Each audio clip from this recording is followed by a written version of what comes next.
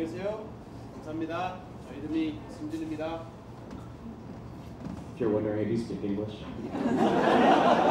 So, hey folks, before I share my story, my name is Jason Lee, and I just actually want to thank Raconteurs, and I want to thank Laura for actually inviting me. It's a tremendous honor and privilege to be here.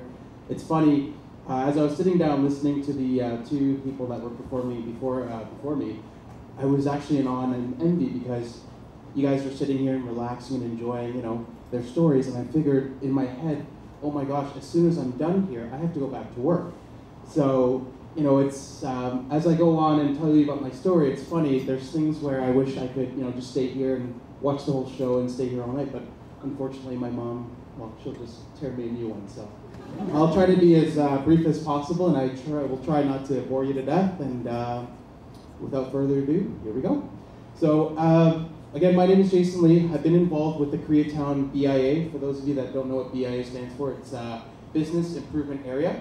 So the way the City of Toronto works, and I don't want to throw in politics and whatnot, but the City of Toronto is very busy. So what they do is they allow neighborhoods all over Toronto to collect levies or taxes from businesses, and they use that money to do projects or beautify the neighborhood. So for example, Koreatown BIA is BIA, Little Italy, Corso Italia, Koreatown, Chinatown, Hyde Park, Parkdale, etc., etc. There's officially over 78 BIAs at the moment. I could be wrong, it could be 77, but if you do go on the City of Toronto website, you could see for yourself. So when I introduced myself in Korean, basically I just said hello, I bowed, and then I said that my name is Jason Lee in Korean. 5.5 years ago, I wouldn't be able to come up and share my story today because I actually couldn't speak a lick of Korean. So basically, I guess I'm honored just because I can't believe still to this day, whether it's Passages Canada or Raconteurs or Historica Canada, the fact that I'm able to stand up here and really just tell everyone what the heck went on with my life. So 5.5 years ago, I got involved with the BIA as a volunteer, but if we fast forward back when I was a teenager, I really didn't tell people I was Korean. I would actually tell people I was Canadian. People would say, hey, so where are you from? Where were you born? And I would just say, I'm Canadian. And my third parent, my parents run a restaurant, they still do, 628 Bloor Street West, Korean Village. Sorry, I had to do a cheap plug. But they would always be working, and to kind of illustrate their work ethic, they work 8 days a week, and I'm not kidding. They are open 365 days a year. We even open on Christmas. And my mother, I do love her, but my God, sometimes it's brutal working for her. She is probably one of the most open and accepting people I've ever met. And I asked her, why the hell are we open on Christmas Day when it's so empty out in the streets? And she said, 2 reasons. And she's not racist, just very stereotypical. 2 reasons. 1, Jewish people. And I said, okay, that makes sense, Hanukkah. And 2, Chinese people. And I didn't understand. She said, and I asked her why. And she said, well, because Chinese people don't cook. So that is the truth. And for the past 8 years that I've been working at my mother's restaurant, it is true. On Christmas Day, we actually get a ton of Chinese patrons as well as Jewish patrons. So I don't know, when I think of that, I can't really refute that or argue that with my mother because she's right, I guess. So growing up as a teenager, I was very Canadianized.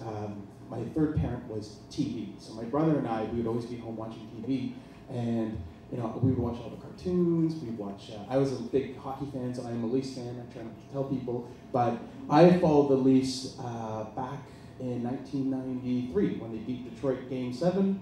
And that was the year that they were supposed to meet Montreal in the finals, but they didn't because Wayne Gretzky heisted Doug Gilmour and Koharski didn't give him a call. So yeah, I am a diehard fan. That will stay with me forever and ever. But growing up, I was very Canadianized, and I actually rebelled against my mother and father to the point where I got kicked out of my house when I was 16. So my parents had enough of me and they said, get out. And I said, are you kidding me? They said, no, get out. So ever since 16 till now, I'm 34, I haven't lived with my parents. I've been on my own or with other people and whatnot. So that was a nice wake-up call early on. But it's funny, I went to Hamilton, I went to school at Mac, McMaster, and I took what all Asians take when they don't know what they want to do with their lives. I took economics. And it's funny, after economics, I didn't know what I wanted to do, so I went to Mohawk to get some real-life skills. And then after that, I still didn't know what I wanted to do. And it's funny, I had a job lined up, I took business, and I'll never forget my professor, he said, listen, I have a friend at Cooperatives Group, if you want to go in a month, I'll get you a job right away as an adjuster. And I said, oh, that'd be a great opportunity. So, it's funny, just before I was thinking about what I should do, should I go back to Toronto, should I look for work, or should I stay in the Hammer? By the way, I love Hamilton. I don't care what anyone says. Hammertown! Yes! Oski Wee Wee. I'm a big Hamilton Ticats fan, and I love the city. And just to give you a perspective of what Hamilton is like, you talk about Hamilton, or Tim Hortons in the suburbs, but for me, every time I'd come out or come inside Tim Hortons, people would say, good morning, how are you, have a nice day, and that means a lot. I mean, in Toronto, you don't really get that. You might see that eye connection, that nod, but you never really get that formal, that kindness in the morning or in the evening, whatever times. But as I digress, where was I? So I was debating what to do, and I got a phone call from my mom, and at that time, when I was about 25, 26, I was a little bit more mature and wiser, and I established a rapport again with my parents, where we weren't not talking or anything. And my mother said, "Listen, your father's a little sick. We need you to come and help out if that's okay." And I said, "Yeah, you know what? I actually instinctively, I didn't even think about it. I just said, I'll be there." So in May of 2007, I moved to Toronto and been here since. And I've actually helped my parents since. It feels like I don't know if anyone watched Married with Children. Al Bundy was only supposed to work at the shoe store for the summer, but 35 years later, here he still is, and that's the way I feel right now. So I've been there day in and day out. I've worked 8 years now. I've worked 8 birthdays, 8 Christmases, 8 New Years, 8 everything. So it's funny. I can't believe I'm actually sitting here and standing here. So when I first started at the restaurant, I couldn't speak a lick of Korean. I didn't know anything about Korean food or Korean culture. I literally knew nothing. And when I came out of school, I had a diploma, so I thought, okay, I'm going to be a manager, right? That means I'm going to get my own little office, and I'm going to be professional and all that. I'll never forget my first day when I came back. My mom, in front of everyone, she said, "Here's a mop, here's a broom, go clean the washroom." And I was like thinking in my head, what the hell? And I realized why she did that afterwards. She actually told me by the end of the night, she said, I needed to show the staff that no one gets a free ride, and certainly not you. So, and she said, if you can't even clean the washroom, then how do you expect, for someone else to do it? So, bingo. So the first night, I cleaned the washrooms and yada, yada, yada. And, even then, when I was working at the restaurant, I still couldn't speak Korean, and I didn't understand the culture. I didn't understand the food. I've eaten kimchi my whole life, but I had no idea what it was. So, I didn't know, but that's the thing. I knew it was cabbage, but I didn't know it was fermented. I didn't know it was pickled. I didn't know the ingredients. And I realized, I think it was when, can't remember who it was, but I think someone made a comment to my mom and said, "How can you raise your son like that?" And that hit me. And to this day, it's really struck a nerve, and it hit me right at the core, because I realized, holy smokes, I can't be here and promote Korean food, Korean culture, if I don't even know what I'm talking about. So I went to the Korean consulate 5.5 years ago. They were offering free Korean classes, which they still do, beginner and intermediate, twice a week, and it's absolutely free.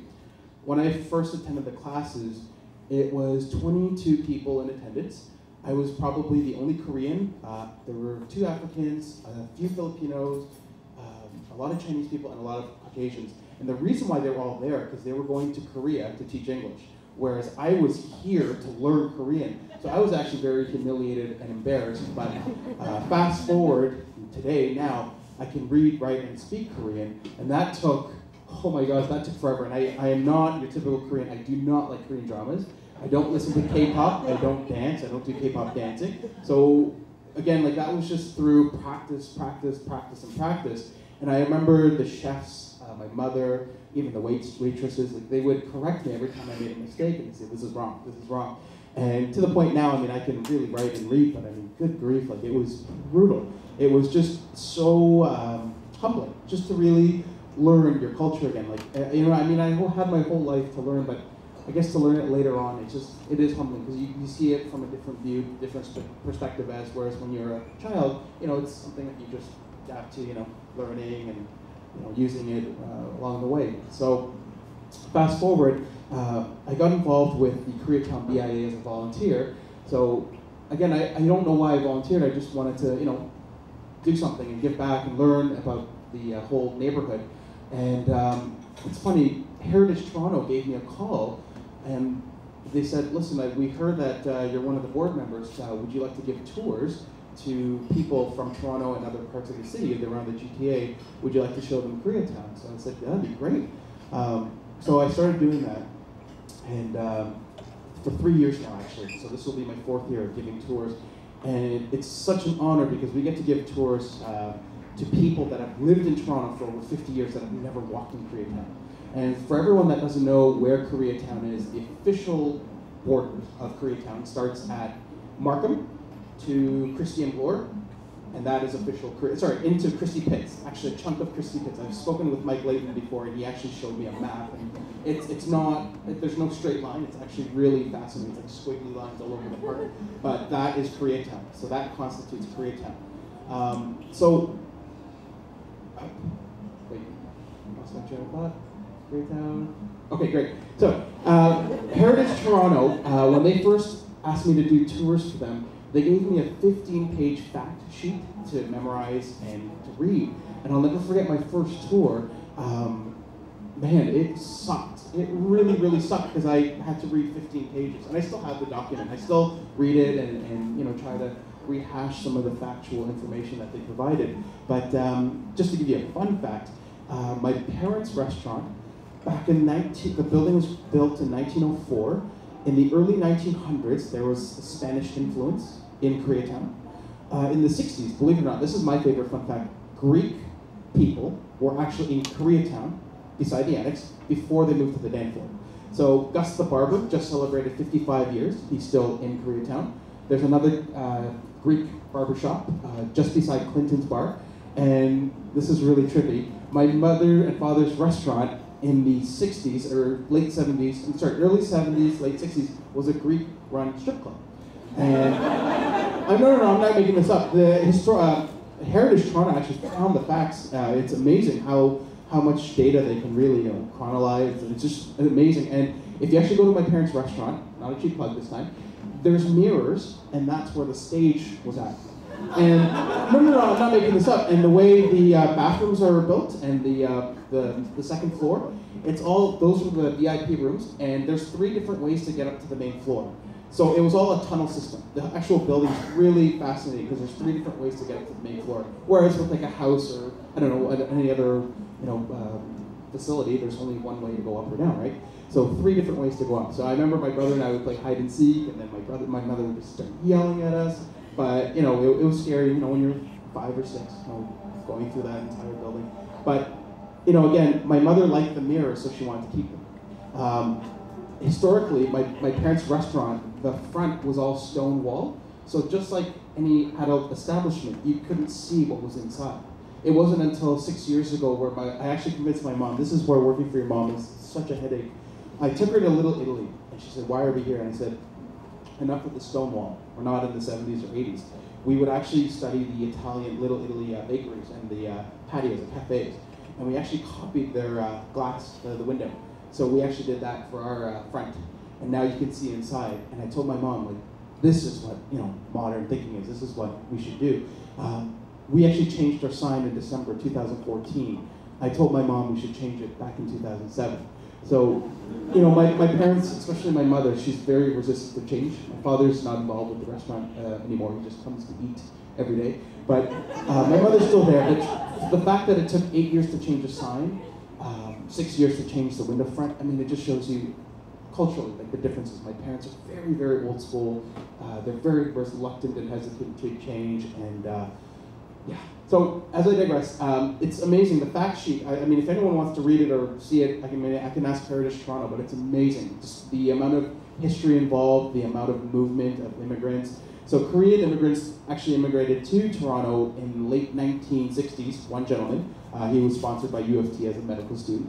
Fast forward later, 10 years later, 1970 something, there was about 10,000 Koreans, and now we're just over 150,000 Korean immigrants in Toronto. So, I know it's 7 to 10. I'm so sorry. Okay. I feel bad. So basically, it's funny because I have the opportunity to really represent Koreatown. I love what I do at the restaurant, even though I feel institutionalized. Shawshank Redemption. I don't have an Andy Dufresne to wait for. My Andy Dufresne is the legacy that I leave on behalf of my parents, in honor of my parents.